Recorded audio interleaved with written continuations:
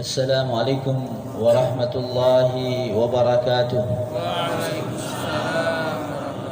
الحمد لله الذي ألف بين قلوب المؤمنين فأصبحوا بنعمته إخوانا ونزع الغل من صدورهم فظلوا في الدنيا أصدقاء وأخدانا وفي الآخرة رفقاء وخلانا. اللهم فصل وسلم وتكرم وتحنن على سيدنا وحبيبنا وشفينا وقرة أعيننا محمد وعلى آله وصحبه الذين اقتدوا به قولا وفعلا وإحسانا. أما بعد. Jamaah salat maghrib yang dimuliakan Allah, bersyukur kita kepada Allah Subhanahu wa taala atas segala karunia anugerah yang dilimpahkan kepada kita semuanya. Kita memohon kepada Allah Subhanahu wa taala semoga senantiasa kita, keluarga kita, saudara-saudara kita, tetangga kita, kaum muslimin muslimat semuanya senantiasa dalam lindungan Allah, senantiasa mendapatkan rahmat dari Allah Subhanahu wa taala sehingga kita semuanya menghadapnya dalam keadaan husnul khatimah. Amin ya rabbal alamin. Derajat yang paling tinggi bagi seorang hamba yang hidup di dunia ini adalah mati dalam keadaan husnul khatimah. Tiada artinya pangkat yang tinggi, kedudukan yang luas, kekuasaan yang hebat jikalau matinya dalam keadaan kafir. Kedudukan tinggi seorang hamba bukan hartanya yang banyak, harta yang melimpah, rumah yang mewah, bukan pada itu semuanya. Allah Subhanahu wa taala ceritakan dalam Al-Qur'an bagaimana Fir'aun, dia kaya, dia kuasa karena dia adalah raja. Bahkan saking hebatnya kekuasaan dia mengaku menjadi Tuhan. Ana rabbukumul a'la, aku adalah Tuhanmu sekalian wahai rakyatku. Wa hadhil anharu tajri min tahti, dan sungai-sungai ini mengalir di bawah kekuasaanku. Demikian kata Fir'aun di saat berkuasa, tapi pada akhirnya dia tenggelam di Laut Merah. Dia menyesal, dia bertaubat. Di saat taubat sudah tidak diterima lagi oleh Allah Subhanahu wa taala, seseorang itu diterima taubatnya malam yughargir, selama nyawa belum sampai di tenggorokan. Tenggelam Fir'aun. Dia berkata, amantu bi Rabbi Musa wa Harun, sekarang aku baru beriman, percaya kepada Tuhannya Musa dan Harun. Hai Fir'aun, mengapa dulu kau tidak taat? Mengapa dulu kau tidak bertaubat? Tidak ada saatnya bertaubat sekarang. Dia yang berkuasa tiada gunanya. Allah sebutkan Qarun yang kaya raya. Oh Ustaz, berapa harta kekayaan Qarun? Allah tak sebutkan berapa banyak hartanya kepada kita, tapi Allah sebutkan kuncinya saja. Kuncinya harta kekuasaan Qarun itu di bawah sekelompok orang yang kuat. Berapa sekelompok orang yang kuat? Sebagian ahli tafsir mengatakan 40 orang, sebagian yang lain 70 orang. Datangkan kepada saya siapa orang yang paling kaya saat ini. Mana kunci rumahnya, mana kunci gudang-gudang dan kunci mobilnya, masih masuk dalam saku. Tapi kuncinya harta kekayaan Qarun tidak kuat kecuali dibawa oleh sekelompok orang kuat. 40 orang, bahkan dikatakan 70 orang. Di saat dia memamerkan kekayaannya dalam iring-iringan yang sangat gemerlap dengan harta kekayaan, yang melihat, yang cinta kepada dunia berkata, ya laitalana utiya mithla ma utiya Qarun. Seandainya kita ya diberikan harta, diberikan kemewahan seperti yang dimiliki Qarun, tentu kita senang, tentu kita bahagia. Oh, orang yang beriman mengatakan sesungguhnya pahala engkau salat, sesungguhnya engkau pahala engkau hadir di majlis taklim, itu lebih dari apa yang dimiliki Fir'aun, lebih hebat dari apa yang dimiliki Qarun. Tenggelam Qarun di telan bumi. ditelan bumi bersama hartanya. Sehingga hari ini siapa orang menemukan harta di dalam bumi disebutlah harta karun. Itu kisahnya. Maka alhamdulillah kita termasuk orang-orang yang dimudahkan oleh Allah. Salat berjamaah dimudahkan oleh Allah orang-orang yang hadir di majlis ta'lim. Karena inilah bekal kita menghadap Allah Subhanahu wa ta'ala. Gemerlapnya dunia yang indah, dunia yang memikat hati, semua itu diingatkan oleh Allah Subhanahu wa ta'ala. Wa mal hayatud dunya illa mata'ul ghurur. Kehidupan dunia hanyalah kesenangan yang menipu semata. Hai hambaku, taatlah engkau kepadaku, aku berikan kenikmatan surga yang tiada tara. Di mana? Di saat kita taat kepada Allah Subhanahu wa ta'ala. Jamaah salat Masjid Istiqlal yang dimuliakan Allah, kita pada kajian minggu yang lalu membahas tentang Bani Israel. Ini ayat tentang Bani Israel panjang, ada 40 ayat lebih. Pesan-pesan Allah, teguran keras terhadap Bani Israel. Ada nasihat, ada teguran keras, ada peringatan kepada orang ahli kitab, kelompok orang yang sudah diturunkan kepada mereka Alkitab, agar beriman kepada Nabi Muhammad sallallahu alaihi wasallam. Kemarin ringkasan dari kajian kita kemarin adalah, wahai Bani Israel, ingat kata Allah, nikmat yang telah aku berikan kepada kalian. Siapa Bani Israel?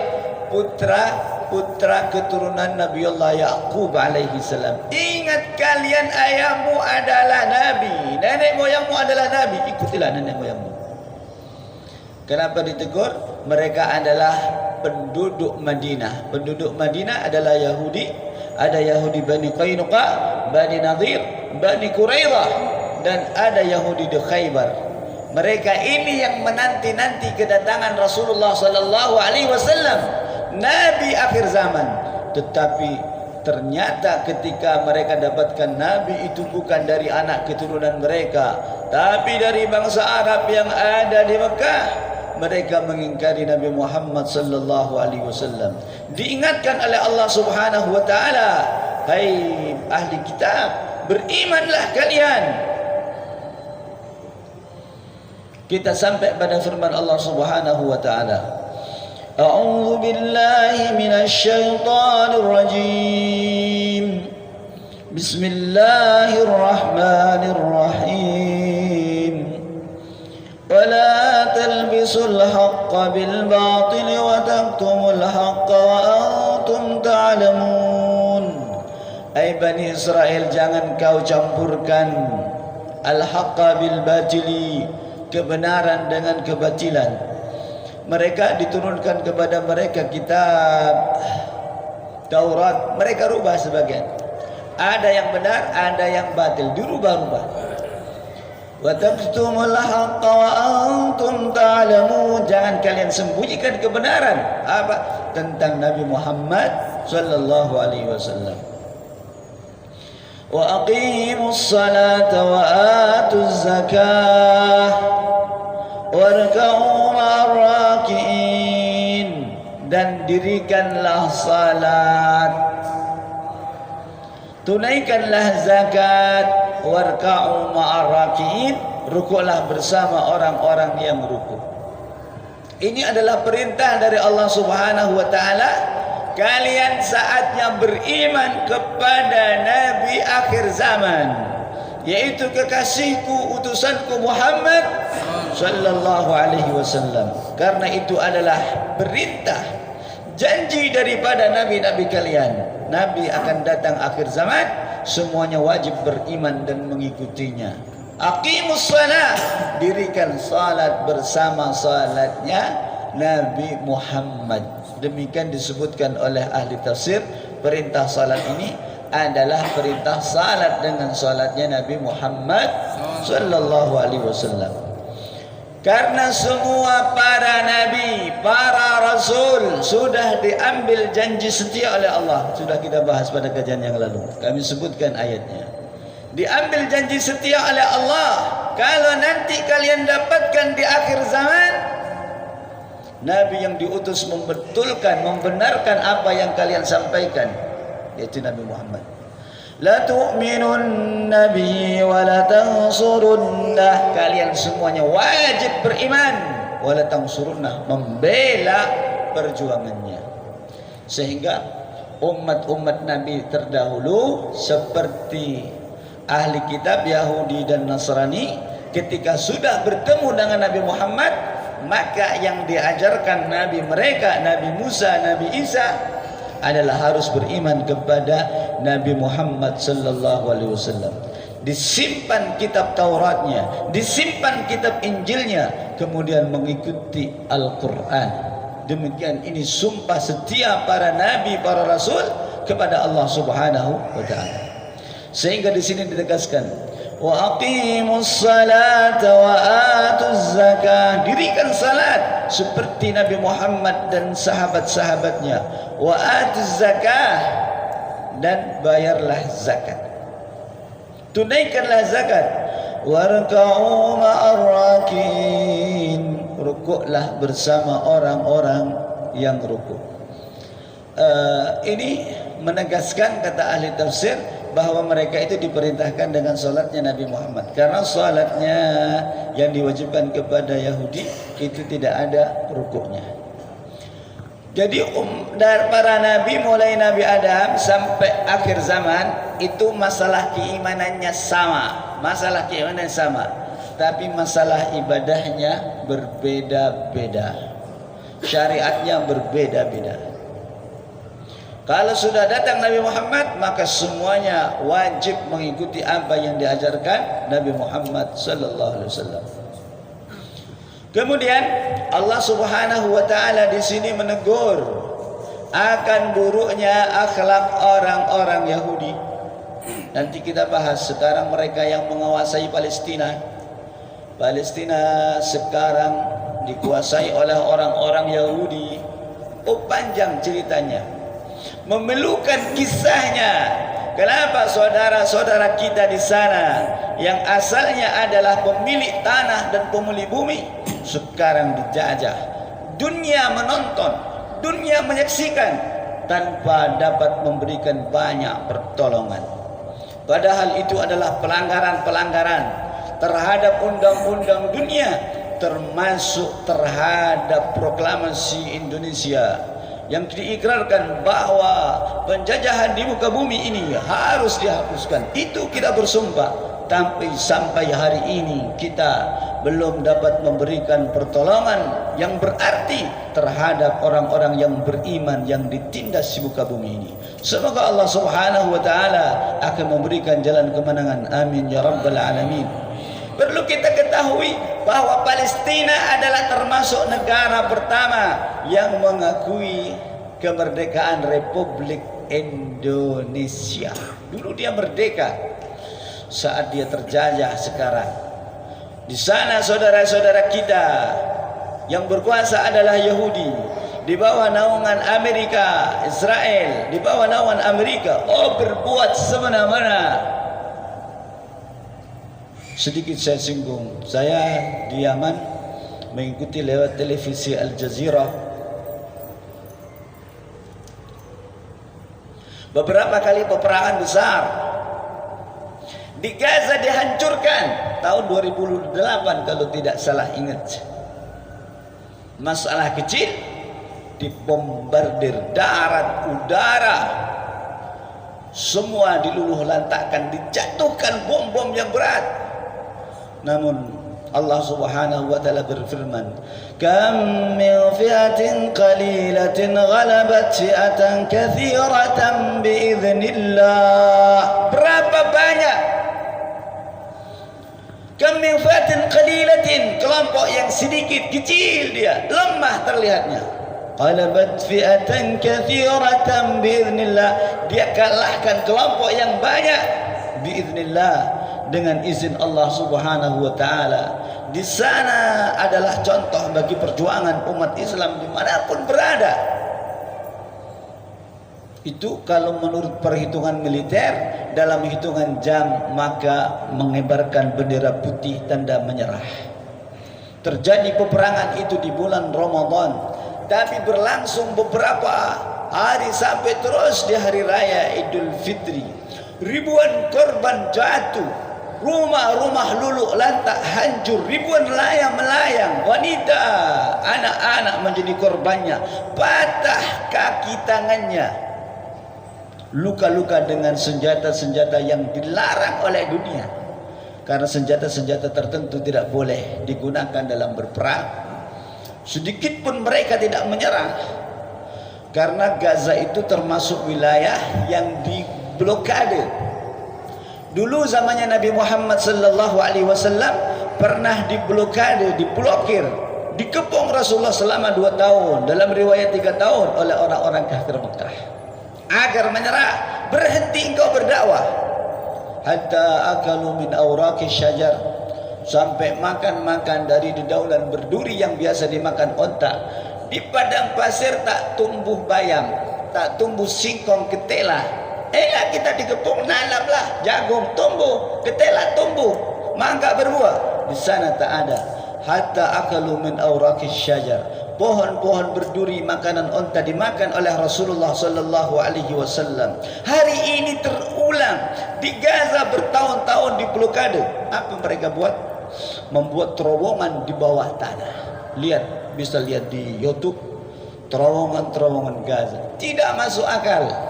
Tanah yang keras berkilo-kilometer membuat terowongan untuk jalur pasokan makanan agar bertahan hidup. Kemudian di saat perang terjadi, di sana pasukan tentara-tentara Allah keluar dari lubang-lubang tanah, mengejutkan tentara-tentara Israel sehingga banyak yang stres. Gila tentara Israel. Ini dibombardir, tak mati, tak menyerah, keluar dari dalam tanah. Itu adalah keimanan. Itu adalah keimanan dan ketakwaan. Mereka adalah penjaga-penjaga Baitul Maqdis. Di mana berangkat ke Baitul Maqdis untuk melaksanakan salat, sujud di hadapan Allah, nyawa taruhannya.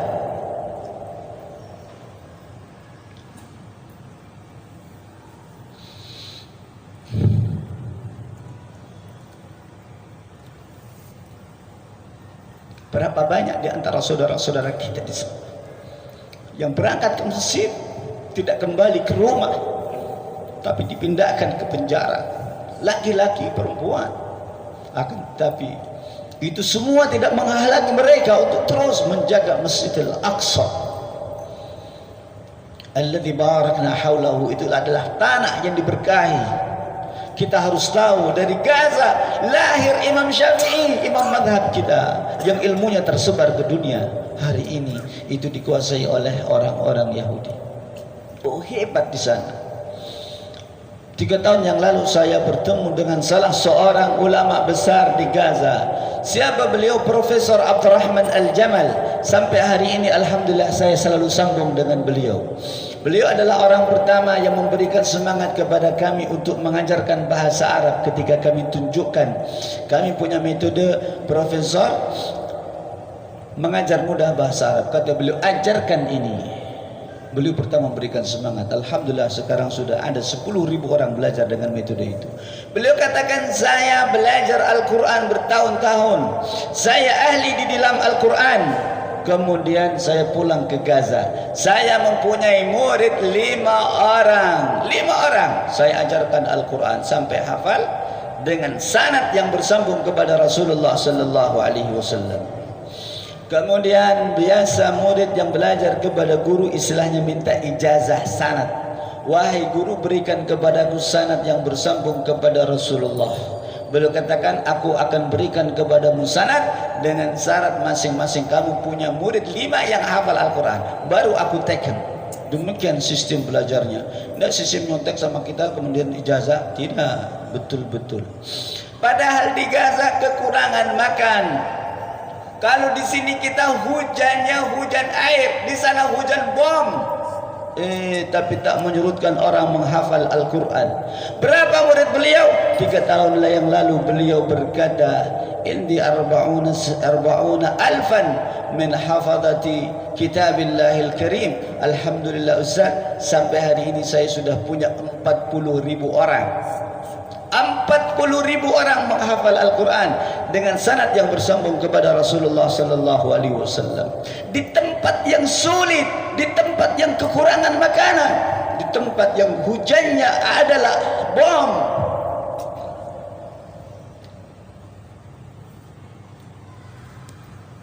Maka kita harus bertekad.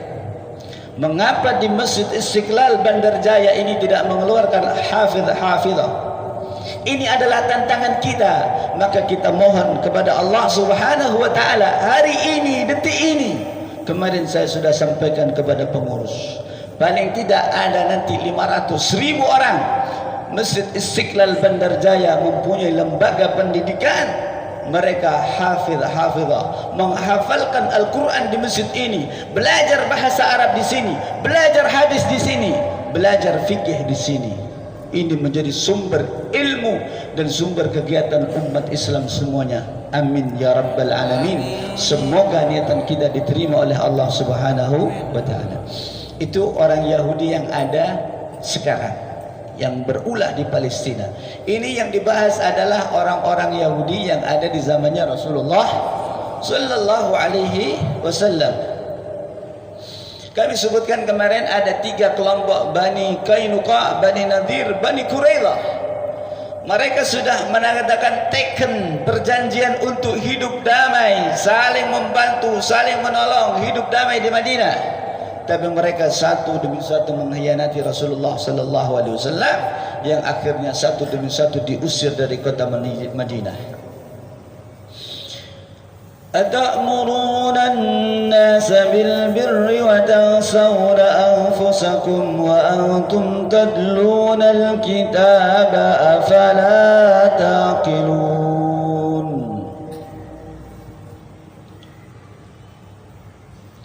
Atamurunnan nasa, apakah kalian perintahkan kepada orang bil birri dengan kebaikan, wa tansawna anfusakum, sedangkan kalian lupakan diri kalian.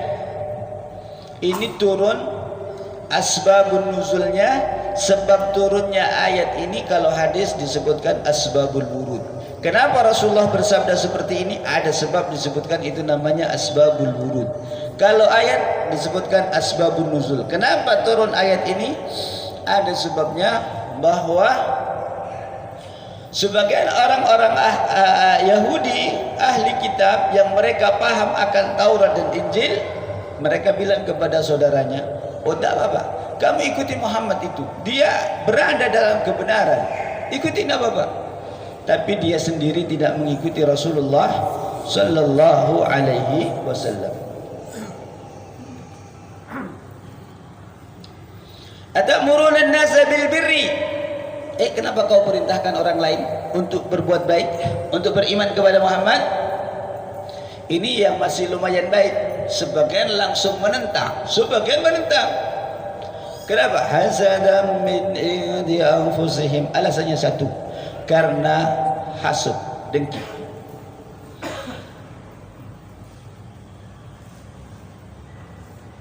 Wa tansawna anfusakum, kalian lupakan diri kalian. Wa antum tadlunal kitab, sedangkan kalian membaca kitab. Taurat kau baca, engkau tahu akan tanda-tanda Nabi akhir zaman. Kemarin sudah kita ceritakan dengan detail bagaimana Abdullah bin Salam, sahabat Abdullah bin Salam yang asalnya adalah pendeta Yahudi, masuk ke dalam agama Islam. Bagaimana sahabat Salman Al-Farisi, petualangannya yang panjang sampai bertemu dengan Rasulullah dan beriman kepada Rasulullah. Dari agama Majusi pindah ke Nasrani, bertemu Rasulullah sallallahu alaihi wasallam, menjadi muslim sejati. Afala taqilun, apakah kalian tidak berakal? Coba pikirkan. Ini terhadap teguran terhadap mereka yang memerintahkan saudaranya untuk beriman, tapi mereka tidak beriman kepada Rasulullah sallallahu alaihi wasallam. Dan ayat yang turun seperti ini turun kenyang berkaitan dengan orang Yahudi. Tapi ini adalah perintah kepada kita semuanya. Kamu semua manusia, atamuruna an-nasa bil birri wa tansawna anfusakum. Ini asalnya turun kepada orang Yahudi, tapi ini khitabnya am kepada kita semua. Kita tidak boleh memerintahkan kebaikan sementara kita tidak melakukannya.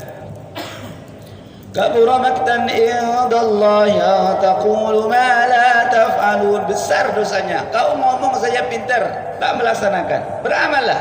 Demikian perintah Allah Subhanahu wa taala. Disebutkan dalam syair Arab yang indah, la tanha an khuluqin wa ta'tiya mithlahu arun alaika idza fa'alta adim. Jangan kau mencegah suatu perbuatan buruk sedangkan kau melakukannya. Arun alaika idza fa'alta azimu, itu adalah suatu aib, suatu celah. Kau cegah tapi kau melakukannya. Wasta'inu bis-sabri was-salah. Perintah selanjutnya kepada Bani Israel dan juga perintah kepada kita. Ayat ini semua sampai 41 ayat turun kepada Bani Israel, diturunkan berkenaan dengan Bani Israel. Lebih panjang tentang pembahasan orang-orang munafik. Di awal surat ini dibahas tentang orang-orang yang bertakwa. Kemudian orang-orang kafir, singkat. Dibahas orang-orang munafik, panjang pembahasannya. Ternyata pembahasan tentang orang-orang Yahudi, Bani Israel lebih panjang lagi. Kenapa? Ternyata masalah yang mereka lakukan berkepanjangan sampai hari ini. Wasta'inu bis-sabri was-salah wa innaha lakabiratun illa 'alal khashiin. Wasta'inu bis-sabri. Kalian bersabar. Ista'inu, mintalah pertolongan bis-sabri, dengan kesabaran. Maksudnya bersabar. Kenapa mereka tidak beriman kepada Rasulullah? Ada kepentingan bisnis, duit. Nanti yang asalnya pendeta, semua orang Yahudi datang kepada dia, bertanya, bawa duit, bawa jajan, bawa oleh-oleh, gula, kopi, jeruk. Tak tahu, ada gula kopi dulu, tak tahu saya apa. Ya. Ada bawa amplop. Nanti kalau semuanya beriman kepada Muhammad, tak laku lagi. Seperti kisahnya siapa? Abdullah bin Ubay bin Salul, Raisul Munafiqin. Kepalanya orang munafik di Madinah, sangat benci kepada Rasulullah. Kenapa? Urusan dunia. Dia tahu adalah Rasulullah Nabi Allah, tapi karena urusan dunia. Kemarin saya sebutkan kisahnya, sebelum Rasulullah berhijrah ke Madinah, dia ini akan diangkat menjadi rajanya orang Arab. Datangnya Rasulullah, lupa masalah kerajaan, lupa masalah raja. Yang dibahas adalah masalah keimanan dan kenabian. Sakitnya tuh di sini tuh dia. Sehingga benci kepada Rasulullah. Kenapa? Kehilangan harta, kehilangan tahta. Itu adalah ujian. Seandainya dia beriman, maka pahala dia lebih besar daripada yang lainnya. Kenapa? Ajruki ala qadri nasabiki. Demikian kata Rasulullah kepada Sayyidah Aisyah, pahalamu tergantung beratnya, susahnya amalan yang kamu lakukan. Semakin berat tantangan untuk beriman, maka semakin besar pahala di sisi Allah. Tapi dia lebih memilih sakit hati daripada beriman kepada Rasulullah sallallahu alaihi wasallam, sehingga berulang-ulang menghadang dakwah, padahal dia pura-pura beriman kepada Allah Subhanahu wa taala. Seperti itu halnya juga pendeta-pendeta Yahudi. Wasta'inu bis-sabri, kamu sabar. Kehilangan harta, kehilangan tahta, itu tidak ada artinya. Kamu mengajak orang beriman, maka kamu akan mendapatkan semua orang yang mengikuti. Begitu sebetulnya bersabar. Wassalah, dan mintalah pertolongan setelah kamu melatih dengan sabar. Oh, sabar itu memang pahit. Sabar itu kalau mengucapkannya gampang, melakukannya berat. Makanya pahalanya surga. Kalau tidak berat, pahalanya hadiahnya kipas angin. Itu katanya begitu. Kalau berat, maka hadiahnya adalah surga. Itu sabar. Karena sabar itu, ini adalah sabar dalam ketaatan kepada Allah. Sabar dalam kamu beriman kepada Rasulullah. Walaupun cobaanmu berat, kau kehilangan harta, kehilangan tahta. Ini juga perintah kepada kita. Sabar kau datang ke masjid, duduk hadir di majlis taklim, tunggu salat isya. Sabar. Sabar kau bangun malam. Sabar kau bangun di waktu fajar menyingsing. Di saat angin semilir indah, mimpimu menghampirimu datang. Di saat terlelap tidur nyenyak, oh asi dinyalakan, selimut dipasang. Seperti di emperan surga, tidur itu terasa. Di sana azan dikumandangkan dari Masjid Istiqlal, mendayu-dayu, memanggil, merayu untuk datang ke masjid bersujud kepada Allah Subhanahu wa taala. Hai hambaku, sabar, tinggalkan ranjangmu, tinggalkan kasur dan bantalmu, ambil air wudu, langkahkan kakimu menuju rumahku, sujudlah kepadaku. Wasta'inu bis sabri, sabar dalam ketaatan, kemudian sabar dalam meninggalkan maksiat. Meninggalkan maksiat perlu kesabaran. Pengen orang melakukan sesuatu, sabar. Tunggu bulan depan kau menikah. Jangan dulu kau bawa jalan ke sana, jalan ke sini, gandeng sana, gandeng sini. Oh, itu tak boleh. Tunggu. Nanti jalur melengkung, Pak penghulu datang, kunikahkan engkau dengan putriku dengan mahar 100.000 rupiah. Ustaz, sekarang 1 juta. 1 juta rupiah. Dulu 100.000. Halal. Kau apakan semuanya adalah ibadah. Tapi sabar. Sabar wahai pemuda. Jangan sebelum hari H engkau melakukan pencoblosan, karena itu tidak diakui oleh panitia TPS. Harus hari H. Kalau ada kok dibuka sebelum hari H sudah dicoblos, oh itu pelanggaran hukum. Maka sabar meninggalkan maksiat, sabar dalam taat, dan sabar di saat datang musibah. Sabar ada 3. Sabar melaksanakan taat, sabar meninggalkan maksiat, sabar di saat datang musibah. وَلَنَبْلُوَنَّكُمْ بِشَيْءٍ مِّنَ الْخَوْفِ وَالْجُوعِ وَنَقْصٍ مِّنَ الْأَمْوَالِ وَالْأَنفُسِ وَالثَّمَرَاتِ وَبَشِّرِ الصَّابِرِينَ الَّذِينَ إِذَا أَصَابَتْهُمْ مُصِيبَةٌ قَالُوا إِنَّا لِلَّهِ وَإِنَّا إِلَيْهِ راجعون أولئك عليهم صلوات من ربهم ورحمة وأولئك هم المفلحون ولنبلونكم بشيء وأولئك هم المهتدون وأولئك هم المهتدون ولنبلونكم بشيء من الخوف والجوع. Hambaku, akan aku uji kamu. Kenapa diuji Allah? Karena kamu beriman. Kalau kamu sekolah, akan ada ujiannya. Semakin tinggi sekolahnya, semakin sulit ujiannya. Oh, kami belajar di Universitas Al-Ahqaf, ujiannya tidak tanggung-tanggung. Kenapa? Kalau tidak lulus, angkat kopermu. Itu di sana peraturan saya. Tidak lulus, maka setiap mahasiswa di sana sudah disiapkan tiket pulangnya. Tiket pulangnya sedia. Tidak lulus 70%, angkat kopermu. Besok ada tim panitia yang mengantarmu ke bandara. Angkat. Tak layak lagi kau duduk di sini. Semakin tinggi kelasnya, semakin berat ujiannya. tak lulus satu ustaz, kau kena skor 1 tahun tidak bisa kuliah. Oh, kenapa berat? Karena kuliahmu tinggi, kalau TK ujiannya rendah. Maka demikian pula orang-orang yang beriman, untuk meraih derajat yang tinggi di sisi Allah ada ujiannya.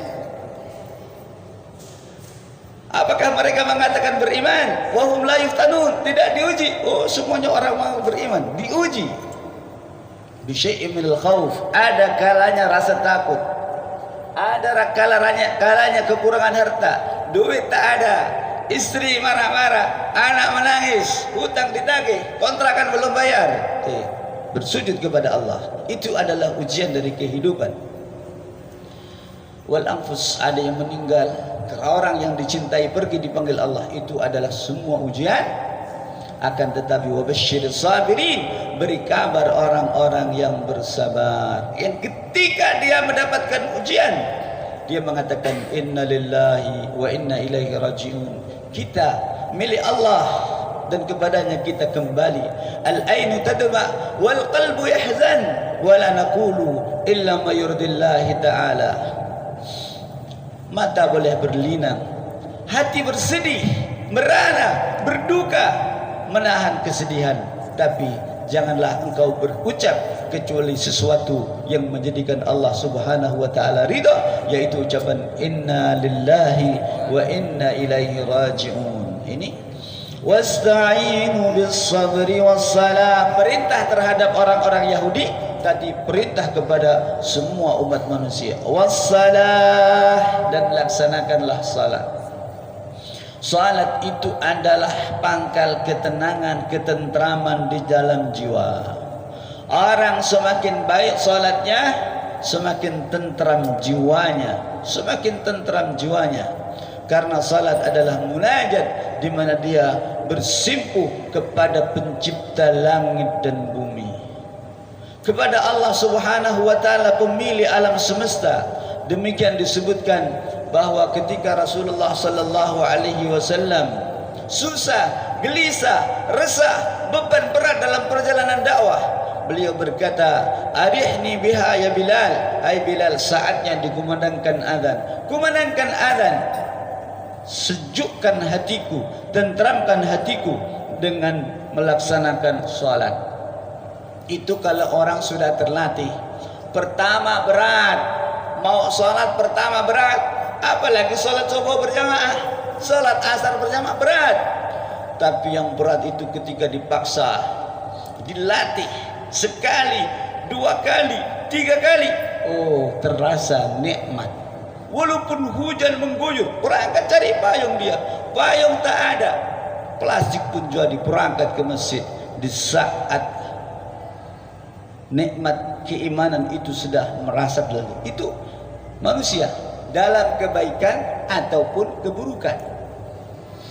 Oh, mohon maaf, orang yang biasa merokok, rokok itu sebetulnya cuman asap yang dihirup dikeluarkan lagi, dia dibakar sia-sia. Sehari yang membeli rokok 1 bungkus, ada yang harganya 20.000, kalau dibelikan ikan itu sudah 1 kilo, cukup untuk keluarga. Tapi kalau dikasih tahu Pak, alangkah baiknya jikalau duit rokok itu dikasihkan keluarga untuk beli ikan, sudah makan nikmat bersama. Oh, ikan itu ada rezekinya sendiri, rokok itu ada rezekinya sendiri. Yakin betul gitu. Ada 2 orang nunggu bis. Mas mau kemana? Saya mau ke Tanjung Karang. Dia sambil merokok. Yang satu tak merokok. Oh coba mas, setiap hari ini uangmu untuk merokok 20.000. Rokoknya apa? Di Samsu, keren ini. Kau kumpulkan, maka dalam sekian tahun kau bisa beli motor. Tak usah nunggu bis. Apa jawab dia? Kau tak merokok, mana motormu? Itu apa? Karena cinta. Kalau sudah cinta, maka di situ ada keyakinan. Walaupun kata dokter, rokok membunuhmu, mau membunuh berapa kali pun, saya malah kalau tidak merokok, saya mati katanya. Demikian kata saya punya saudara ketika Saya bercanda dengannya, rokok membunuhmu. Saya justru kalau tidak merokok mati, kata dia. Intinya apa? Kalau orang itu sudah cinta, maka semuanya akan menjadi indah. Orang yang cinta kepada Allah, dia akan mendapatkan keindahan di saat dia bersujud kepada Allah Subhanahu wa taala, di saat dia bangun malam bermunajat kepada Allah. Sehingga para wali-wali Allah, kekasih Allah mengatakan, ma ghammani mundu arba'ina sana illa tulu'ul fajar. Aku tak pernah susah, tak pernah resah, gelisah sejak 40 tahun yang lalu, kecuali di saat aku tahu fajar telah menyingsing, fajar telah tiba, tahajudku sudah berakhir. Kenapa? Sudah cinta kepada salat. Ini mendapatkan nikmatnya munajat. Kita beda. Oh, kita juga susah Ustaz. Kenapa? Belum puaslah tidur, sudah azan. Begitu bedanya kita dengan orang-orang yang dekat dengan Allah.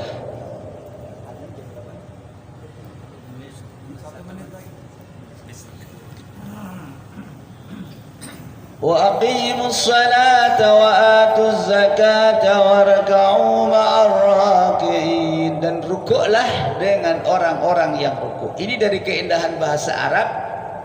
Perintah salat itu disebutkan rukuknya saja. Warka'u ma'ar raki'in. Rukuklah bersama orang-orang yang rukuk.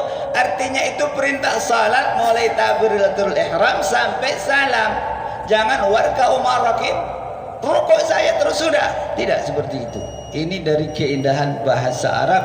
Semoga Allah Subhanahu wa taala menjadikan kita adalah orang yang cinta kepada Al-Quran, orang-orang yang mendapatkan kenikmatan salat dan beribadah, ditutup hidup kita dengan husnul khatimah.